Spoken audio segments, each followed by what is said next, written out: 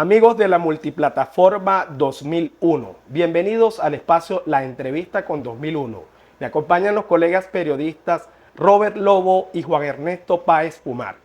En esta ocasión tenemos de invitado especial al profesor John Magdaleno, especialista en ciencias políticas y además experto en todos los temas de transición.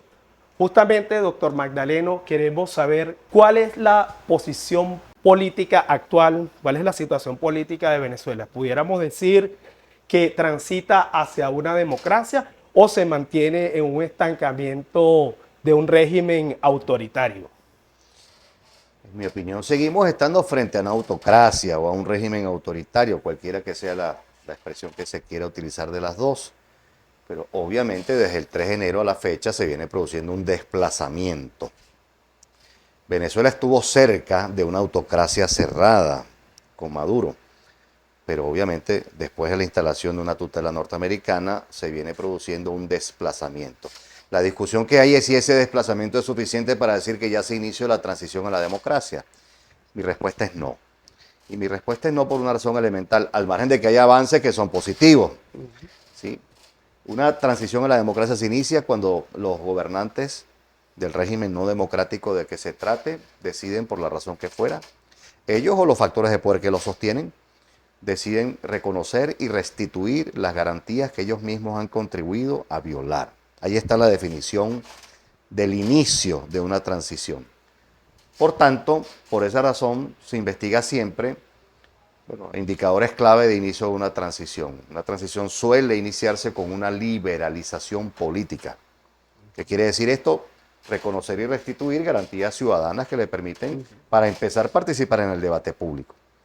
Y estas garantías son libertad de pensamiento, opinión y expresión, libertad de culto o de fe, libertad de prensa, el trabajo que ustedes hacen, libertad de reunión, libertad de asociación, habeas corpus, inviolabilidad del hogar privado o del domicilio, inviolabilidad de las comunicaciones privadas, libre circulación por el territorio o libre movilidad, y ciertamente se producen liberaciones masivas de presos políticos. Pero si liberas masivamente a presos políticos y no les restituyes estas garantías, eso tiene una implicación práctica que no ayuda al inicio de una transición. No se abre el debate público y no se produce una restitución del Estado de Derecho. Así que toda transición arranca por aquí, por una liberalización política, no económica, es otra cosa. Y después, si las cosas salen bien, que no es forzoso, se camina en la dirección de una democratización que supone reconocer derechos políticos. Lo resumo brevemente. Reconocer que la elección es el único procedimiento para acceder a puestos estatales. Reconocer el derecho de los ciudadanos de participar no solo en la elección, sino en múltiples instancias o espacios de participación. Sí, reconocer el derecho de partidos y candidatos para competir por los votos. Reconocer el derecho de partidos y candidatos para tener acceso a los medios de comunicación. Reconocer el derecho que ellos tienen para acceder a fuentes de financiamiento para financiar las campañas o la política en general, porque la política es costosa. Y reconocer el conjunto de garantías que hace falta para que haya una elección libre y competitiva, justa, imparcial, periódica e internacionalmente verificable. Por tanto, la primera conclusión elemental de esto es que las transiciones son un proceso. Las transiciones a la democracia son un proceso complejo, contingente, incierto. Conforme a eso, decía usted en días recientes que iniciar con un diálogo no era lo más adecuado. ¿Hay algún antecedente? Usted es un estudioso de las transiciones en la historia contemporánea, más de 120 transiciones, 120, ha estudiado 120. 120. Conforme a eso, ¿ve con buenos ojos cómo ha iniciado este proceso? Considerando que bueno, está comenzando con un diálogo encabezado por la Asamblea Nacional de 2015. Incluso uno ve a veces algunos análisis por allí en redes sociales diciendo que Estados Unidos reconoce a la Asamblea de 2015 como el gobierno legítimo. Bueno, lo que dije con exactitud es que el inicio del diálogo no constituye el inicio de la transición a la democracia. Eso es exactamente lo que dije días atrás en varios medios, por cierto. Ahora, evidentemente el inicio del diálogo plantea la interrogante de si se va a producir un acuerdo entre los factores que están allí representados para que se pueda avanzar en la restitución de las garantías de las que acabo de hablar. Entonces, nos permite saber si el diálogo se da, esto que acabo de decir nos permite saber si se avanza o no. Se restituye, por ejemplo, la libertad de pensamiento, opinión y expresión. se restituye la libertad de prensa. Es decir, no es que ocurra una flexibilización que pueda estar mediada luego por, digamos, la formulación de amenaza por otro funcionario público. No, eso no es restitución de garantías. Pero han habido unos avances. Sí, claro que los ha habido y yo los celebro en lo personal. El problema es, han desaparecido las amenazas de represalias porque usted formule su opinión. La restitución de esta garantía significa que si no desaparecen, por lo menos se reduzcan significativamente las amenazas de que su opinión tenga un costo. ¿Sí? Porque cuando usted va caminando hacia la democracia hay un clima de libre formación de la opinión pública. ¿Qué es lo primero que ocurre en una liberalización política? Hay una apertura al debate público. Cada vez más gente puede ofrecer su opinión y participar del debate público. Una condición elemental. ¿Eso ya significa que la democracia se instaló? No. Tienen que ser instaladas procedimientos, digamos, reglas de juego para que las autoridades sean seleccionadas conforme a reglas propiamente democráticas. Pero el inicio es una apertura al debate público. Entonces, claro que el inicio del diálogo no constituye el inicio de la transición. No es malo, en mi opinión. Tendría que verificarse si en efecto esto llega a resultados tangibles. Es decir, hay restituciones reales de garantías, es decir, se pueden volver efectivas estas garantías, los ciudadanos podemos ejercitarlas sin temor a represalias, hay una mayor apertura para el espacio público, ustedes pueden hacer su trabajo mejor, la cobertura de algunos fenómenos, puede dejar de estar asociada a amenazas por parte de funcionarios públicos y órganos estatales. De eso estamos hablando. Y ahora que caímos ya en el tema de la transición, las 120 transiciones que hacía referencia Robert Lobo, hay mucha gente dentro y fuera del país pendiente de los tiempos. ¿Cuál es el tiempo prudencial? ¿Se le puede poner un tiempo, profesor, de entrada? Si una transición dura tanto es buena, si dura cuánto es mala. Y en esta transición que se está esperando en Venezuela, ¿cómo la vislumbra usted y cuál sería el hito que nos puede decir entramos en transición? Bueno, esa última pregunta es fácil de responder. Por ejemplo, si empezamos a ver avances sistemáticos en varias libertades civiles, ya ese puede ser declarado como el inicio de la transición. En varias, sí. Usualmente no se producen restituciones integrales o amplias, ¿no? Esta es la verdad. Esto es como funcionan los casos en la práctica, no como desearíamos que ocurriese la transición. Pero si verificamos avances significativos en la libertad de pensamiento, opinión y expresión, si verificamos avances en la libertad de prensa, si verificamos avances significativos en la libertad de reunión, que por cierto sigue consagrada en el decreto de conmoción exterior, es decir, está vigente. Si vemos, por ejemplo, la restitución de garantías como la libertad de asociación, ahí está en entredicho el fuero sindical, ahí está en entredicho, la afiliación a un partido político, a colegios profesionales o a gremios empresariales. Si verificamos avances en estas libertades, ahí podríamos decir la transición arrancó. Los tiempos de transición son muy variables. Déjame poner 3 casos emblemáticos. La mexicana, la transición a la democracia en México, que arranca con una liberalización muy tímida en el año 77, producto de una reforma a la legislación electoral del año 76, ¿sí? Eso tarda más de 20 años para que un partido alternativo llegue al poder. Ya usted saca la cuenta. 23 años para que se produjera una transferencia efectiva de poder a un partido alternativo distinto, pues al PRI. El caso brasilero también es una transición larga, desde la llegada del general Ernesto Geisel al poder en el año 74 y a partir del año siguiente empiezan unas reformas políticas. ¿Cuál es la primera elección libre y competitiva en el Brasil? No es la elección en la que resulta electo Tancredo Neves, que por cierto muere a las pocas semanas de haber sido electo. No se pudo juramentar ni siquiera. ¿Sí? La primera elección libre y competitiva es la del año 89, en donde resulta electo Collor de Mello. Es decir, que es una transición que dependiendo de la fecha, si calculas desde el 74 son 15 años, desde el 75 son 14 años, transiciones largas. Pero los casos de redemocratización, como por ejemplo el caso peruano después de la renuncia de Fujimori, son más cortos. Y en estos casos hubo... Importante, casos de redemocratización son más cortos. Venezuela, sí, en efecto, se inicia una nueva transición, sería un caso de redemocratización. Lo que pasa es que en Venezuela no será, de los anticipos de ya, no va a ser una transición fácil, rápida, sencilla, holgada, cómoda, no. Así hayan intereses económicos.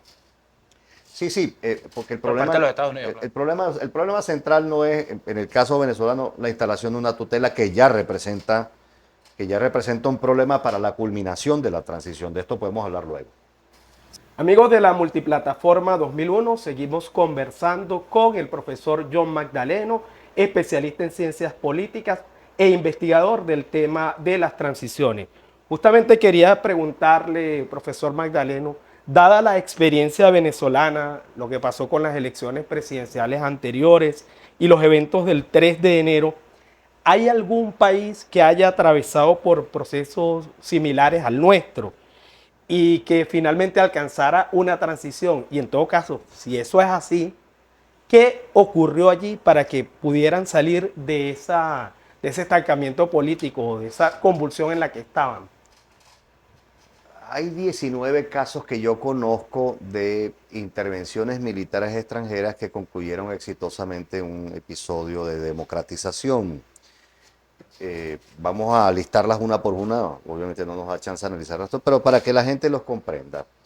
Austria, Bélgica, Dinamarca, Finlandia, Filipinas, Francia, Italia, Japón, Luxemburgo, Noruega, ya dije Japón, sí, Italia, sí, son 11. Sí, Luxemburgo, Holanda me faltó, Holanda. Esos son 11 casos y hay 5 más de África, que son Lesoto, Namibia, Sierra Leona, Vanuatu, Gambia. Con esto completo 16 y faltarían Gambia, Granada, Panamá y Timor Oriental. Ahí están los 19 casos de intervenciones militares extranjeras que condujeron, a una transición a la democracia efectiva. El problema es, primero, 11 de estos casos son de la Segunda Guerra Mundial. Es decir, la mayoría de los casos de transiciones a la democracia que se dan por vía de una intervención militar extranjera tienen en efecto como expediente o circunstancia histórica de fondo o de telón de fondo un conflicto armado previo. No solo por estos 11 casos, sino por los 5 africanos adicionales a los que me referí. En todos esos hubo un conflicto subregional que precipitó la intervención militar.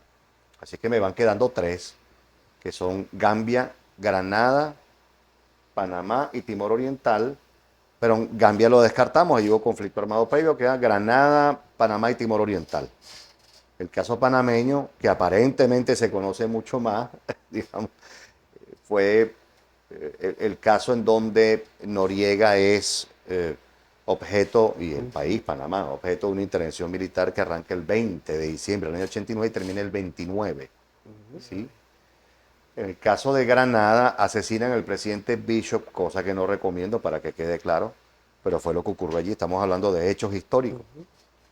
Y entre otras cosas porque se fractura un pedazo de su coalición y se produce luego la intervención norteamericana. Y en el caso de Timor Oriental se produce primero el inicio de una transición a la democracia en Indonesia con la renuncia del presidente Suharto. Estamos hablando de los 90 con motivo de la crisis asiática, la crisis financiera asiática. Y llega al poder el presidente Habibie, que había sido un reformista, un técnico. Timor Oriental tiene años pidiendo la separación, la independencia, y finalmente se concede. El presidente Habibie le pide a Kofi Annan, entonces secretario general de la ONU, que ayude a Indonesia a celebrar un referéndum en Timor Oriental, que en efecto termina, votándose mayoritariamente a favor de la independencia. Pero luego de eso sobreviene una guerra civil. La peculiaridad venezolana, en todos estos casos que estamos hablando, hubo intervención militar con tropas masivas. La novedad venezolana, porque todo caso tiene su peculiaridad, pero todo caso también es comparable con los demás, la peculiaridad es que se produce una operación de extracción. ¿Sí? Se está intentando, creo yo, una transición a la democracia, pero hay que ver si esto primero camina en esa dirección, como dije, con una restitución de libertades civiles primero y después de derechos políticos. Y segundo, habrá que verificar el desarrollo del proceso, porque aquí viene un par de datos que es importante que nuestra audiencia lo conozca. Hablando de datos, de hechos objetivos. En el mundo, entre 1900 y 2019 se han producido 383 episodios de democratización, de acuerdo al Biden Institute, un centro de política comparada de la Universidad de Gothenburg de Suecia. 383 episodios. De esos 383 episodios, 226 fueron fallidos. Es decir, transiciones a la democracia que se iniciaron y que experimentaron una reversión autoritaria. ¿Sí? 226 casos fueron fallidos. Eso representa el 59% del total de casos que se conoce entre 1900 y 2017 de transiciones a la democracia. 145 fueron los episodios exitosos. 145. Ah, bueno, ahí están estos 20 casos, 19 con exactitud de casos de intervención militar extranjera de los que acabo de hablar. En el resto de los casos, porque efectivamente de los 145 yo he estudiado 120. En el resto de los casos las variables domésticas son las decisivas. Claro, cuando hay tutela extranjera, desde luego, esta se convierte en la variable crítica. Pero para sorpresa de muchos, si yo les dijera que incluso donde hay tutela también importan las variables domésticas, se sorprenderían por eso. Claro. Entonces, el destino final del caso venezolano va a estar asociado no solo a lo que haga la tutela, porque sabemos ya cuál es su rol, ejerce un papel muy importante. Y los factores domésticos, ¿en qué va a parar la negociación que está desarrollándose? ¿Se va a llegar a acuerdos o no? La oposición le va a formular al gobierno encargado garantías e incentivos como para que cedan el poder, porque de lo contrario se atrincheran. Vamos, digamos, del lado del gobierno encargado se va a producir o se va a decidir una restitución, digamos, de estas garantías. ¿Cuán acelerada puede ser esa restitución de garantías? ¿Cuáles serían esos incentivos justamente? ¿Cuáles son los incentivos reales que tendrían quienes están sentados en la mesa para alcanzar acuerdos? Típicamente los que ellos piden, estoy hablando de transiciones reales, no de mi expectativa. ¿Cómo se producen las transiciones reales? Que es en donde yo pretendo localizar el debate usualmente. Si la gente empieza a fantasear sobre cómo desearíamos que fuese la transición, quizás nos alejamos, digamos, de cómo operan realmente, de cuáles son las dinámicas centrales. Piden típicamente garantías de sobrevivencia política. Es decir, quienes están en el poder, en regímenes autocráticos, desean que el proyecto que representan continúe. Claro, en el caso venezolano, la exigencia de contrapartida de la oposición es, bueno, entonces tiene que acogerse a las reglas de juego democráticas. ¿Sí? Pero eso es una exigencia típica, garantías de sobrevivencia política futura.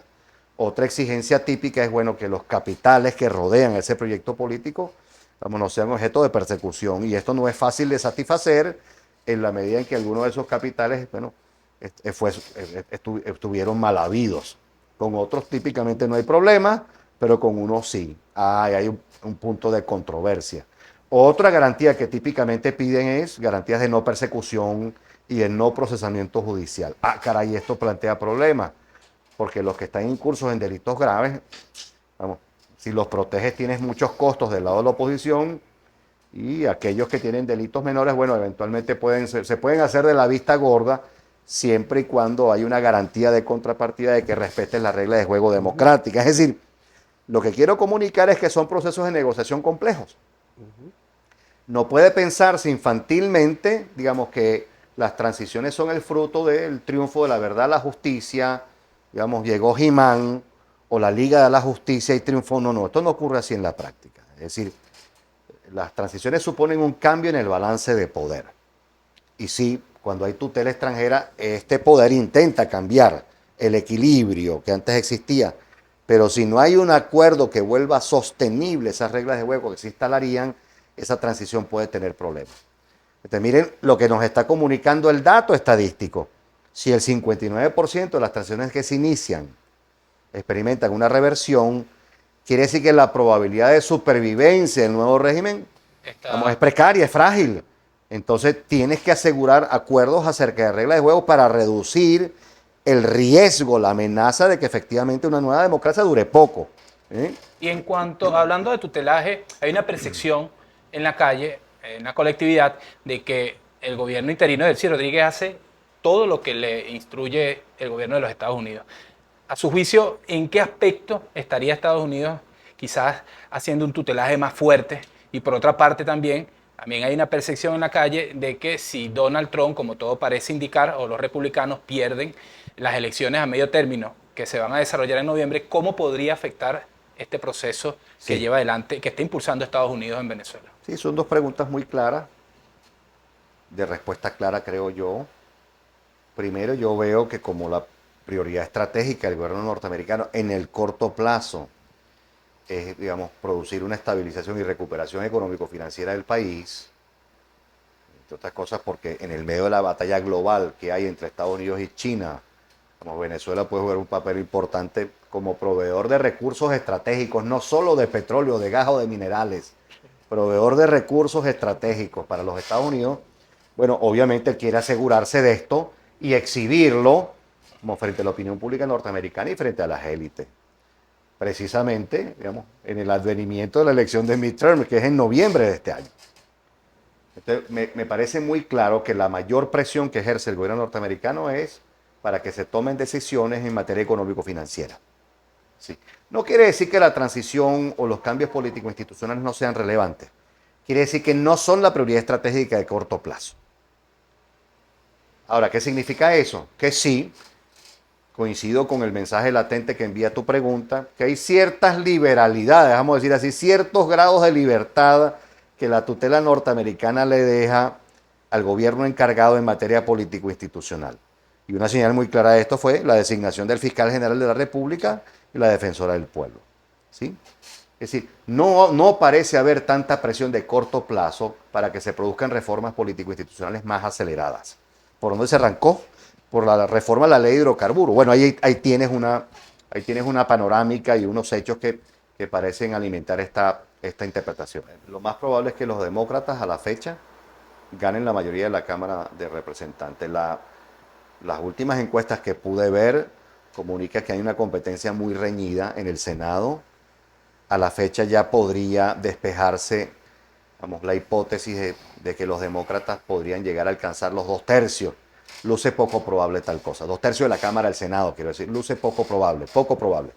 Es decir, que va a estar, la disputa va a ser si se gana y si los demócratas la ganan, la Cámara del Senado será por muy poco. Vamos, por 1, 2, 3 diputados, no más de eso. Pero donde hay más probabilidades para los demócratas es en la Cámara de Representantes. Bueno, ¿qué podría significar esto para el gobierno de Trump en lo sucesivo? Quizá mayor presión, quizá mayor interpelación de parte del Congreso, pues, digamos, sobre sus secretarios, los secretarios de Estado, secretario de Energía, secretario del Tesoro, etc. Pero yo no creo que esto cambie en lo esencial la trayectoria norteamericana. Aunque no hay todavía formalmente por lo menos un acuerdo bipartidista como sí lo hubo en el pasado respecto del caso venezolano, pareciera haber un acuerdo tácito acerca del interés norteamericano en consolidar su presencia en Venezuela. Podría tratarse de sobre lo que no tengo noticia es, qué matices introduciría una creciente participación demócrata en el proceso, porque esto sí define tiempos, modalidades, trayectorias, y eso sí podría enredar las cosas, ¿no? Es decir, hasta que no haya un acuerdo bipartidista sobre la materia. Profesor, ahora bien, ¿usted cree que las elecciones, un tema del cual tanto se ha hablado en Venezuela, sea un hito más de la transición o sea el final de la transición? Y lo quiero poner como un escenario imaginario. ¿Cómo no? Supongamos que haya la elección, tengamos nuevo presidente o presidenta en el tiempo que ocurra, y sin embargo todavía ustedes los expertos nos digan, no ha ocurrido el cambio total que se está esperando, sino que todavía hay un camino todavía que recorrer. Y lo pongo sencillo, 1998-99, cuando Hugo Chávez gana las elecciones, cohabita o coexiste con mucho de lo que llamaba la Cuarta República, sí, que empieza una suerte de raxia o depuración del sistema antiguo. Sí. Ese escenario también lo podemos ver a mediano plazo en Venezuela. Bueno, claro, porque voy a poner un ejemplo histórico para que la gente lo pueda leer. Mucha gente piensa, en el siglo XX venezolano se produjeron 2 episodios de democratización. El primer episodio arranca en el 36, lo inaugura el general Eleazar López Contreras. En verdad López Contreras es un liberalizador político, él y Medina Angarita. No es correcto decir que ellos son democratizadores, son liberalizadores políticos. Los democratizadores son Acción Democrática y compañía. Bueno, ese episodio termina en el año 48 y es fallido por el golpe de Estado del 24 de noviembre del 48. El segundo episodio del siglo XX venezolano arranca en el 58, obviamente a la caída de Marcos Pérez Jiménez, el 23 de enero del año 58. Por cierto, fruto de varias insurrecciones de varios sectores militares. Eso no fue un solo golpe de Estado, eso no es exacto decir. Pero mucha gente cree que eso estaba listo después de la elección presidencial, que se celebra en diciembre del 58. De hecho, hasta Larrazábal, que había sido el presidente de la Junta de facto, renuncia para poder competir meses antes en las elecciones. Así que la celebración de la elección, de esa elección que se llama elección fundacional de la democracia, no es el fin de la transición. Una transición a la democracia culmina primero cuando hay un acuerdo acerca de los procedimientos para elegir un gobierno. Primer detalle, que no es fácil llegar a ese consenso. Segundo, cuando esa autoridad o esas autoridades que son electas son el fruto de una elección libre y popular, es decir, elecciones libres, justas, imparciales, competitivas, periódicas, internacionalmente verificables. Tercero, y este es muy importante, y es el problema que hay cuando se producen transiciones a la democracia mediante tutelaje. Tercero, las autoridades electas tienen que tener poder de facto. ¿Qué quiere decir eso? Si son electas, tienen legitimación sociopolítica, es decir, si son electas con reglas de juego democráticas.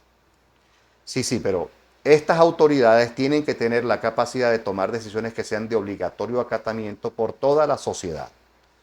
Cuando hay una tutela extranjera, tú eliges autoridades, pero hay un poder,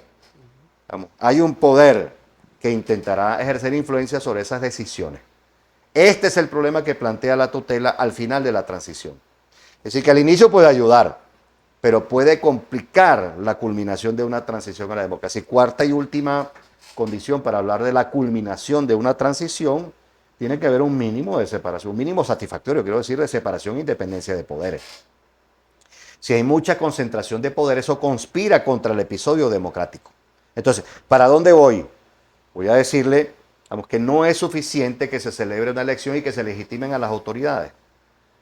Una preocupación central de mucha gente que está en el medio del fragor de la lucha para que se produzca una transición es cómo se vuelve gobernable esa sociedad después de instalado el nuevo régimen político democrático y qué probabilidad tiene de perdurar en el tiempo. Porque si usted va a elegir una autoridad que van a tumbar rápido, ¿sí?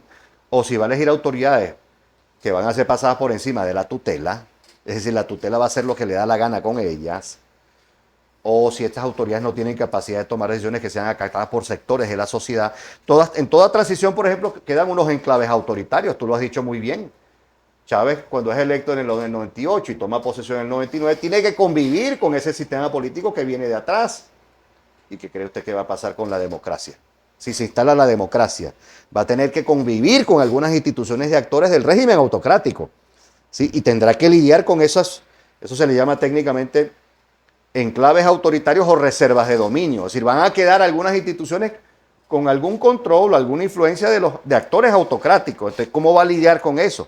Por eso es que es muy importante que usted llegue a algunos arreglos elementales, algunos consensos básicos con factores de poder, porque de lo contrario, lo más probable es que usted siga la estadística mayoritaria, que el episodio se inicie y se produzca una reversión. Bueno, muchísimas gracias, profesor Magdaleno, amigos de la Multiplataforma 2001, muchos temas, seguramente muchos quedaron en el tintero y bueno, en un mediano plazo seguramente podremos hablar de cómo fue el proceso venezolano. Bueno, hasta una nueva oportunidad, profesor. Muchas gracias por la invitación.